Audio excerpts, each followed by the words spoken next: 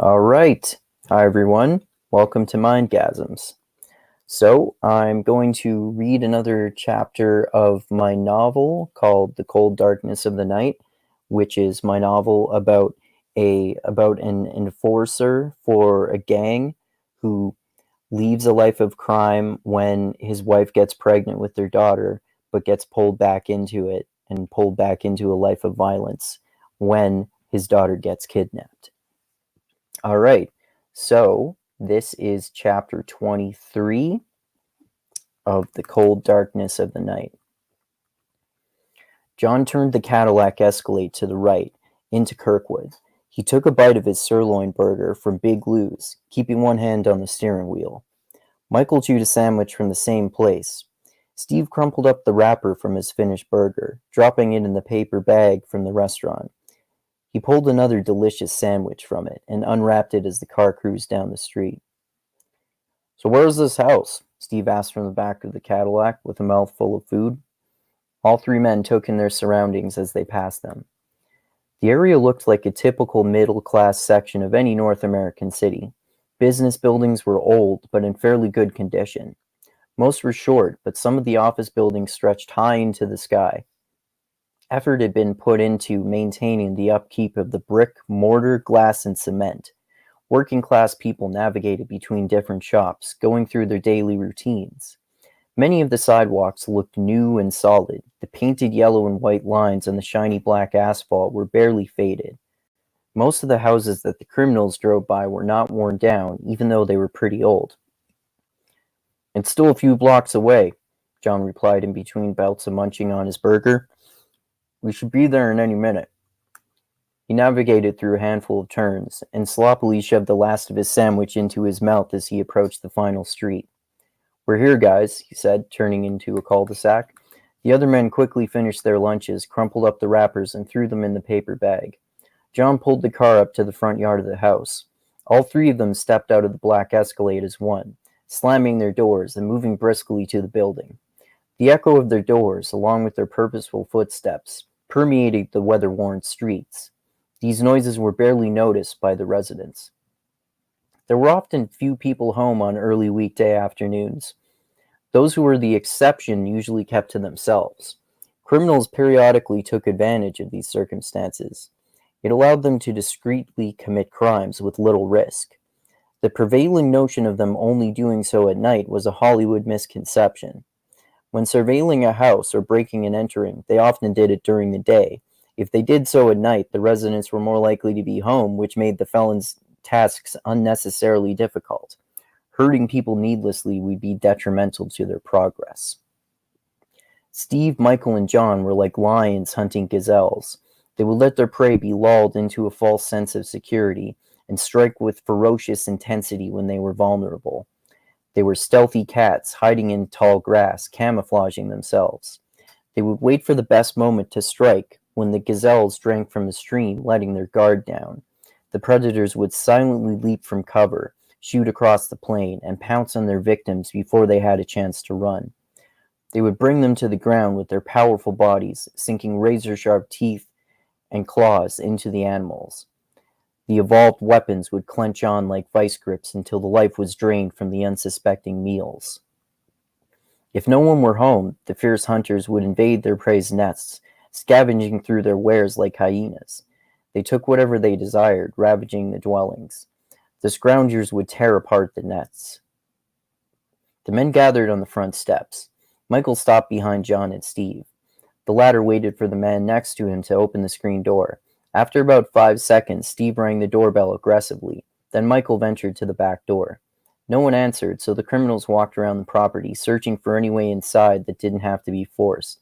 They gazed into the windows to see if it was occupied. When they learned that there was no easy way in, John got Steve to break a damaged window facing the neighbor's lawn. He retrieved a sledgehammer with a red handle from the Cadillac. After the glass shattered into a host of shards, Steve reached through the opening, unlocked the window, and climbed into the house. He led in his partners to search it. They quickly determined that no one was home. "So this means we're going to where this guy works," John announced, avoiding touching anything as he left through the back door with Steve and Michael.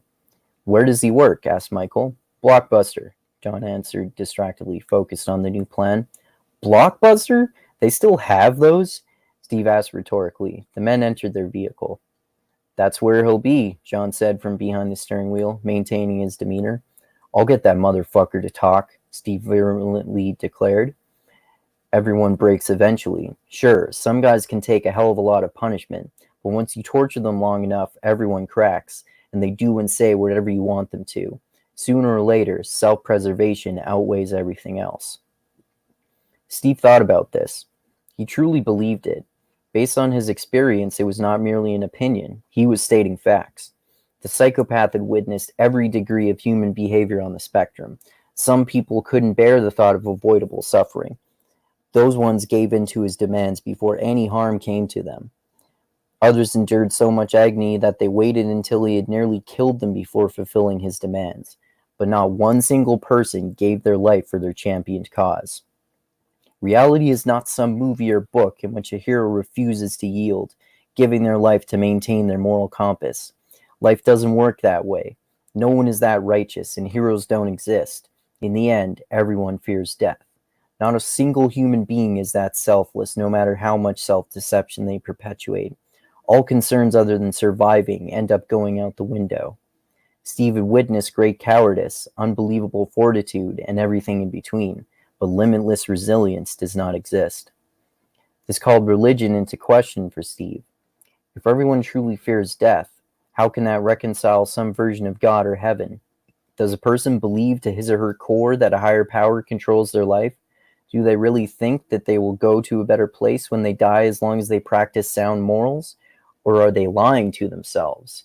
If a person doesn't want to die to save someone's life, guaranteeing their soul's entrance to paradise, doesn't that prove heaven and gods to be logical fallacies? Perhaps people the world over share the notion of salvation because it comforts them, but they don't actually believe it. Human beings don't believe in any reward from God or sacrifice if they're unwilling to make that gamble when given the opportunity. This illuminated another reason to reject religion. If people did believe in gods in the afterlife, why would they bother with doing anything other than behaving righteously? Why wouldn't they just be lazy and accomplish nothing, but be kind to others? What is the point of making the best of human beings' limited life experiences if they go to a better place when they die anyway? Why don't people try to reach the higher dimension by killing themselves if that's better than their lives?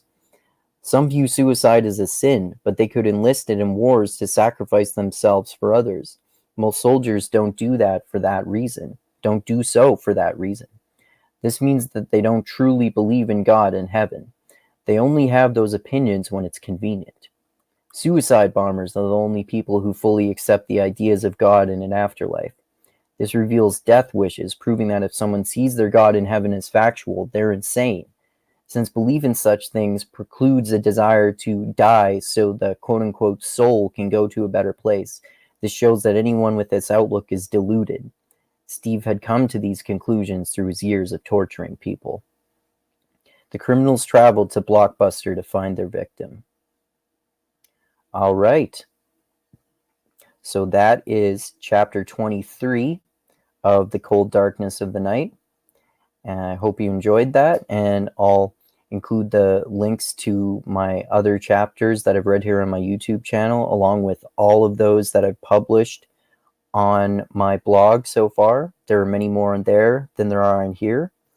And yeah, like I always say, thanks to all of you who watch, like, and share this video and comment on it, especially to those of you who contribute to me on Patreon. I really appreciate that, and I'll add the link to my Patreon page in the description for this video, like I always do.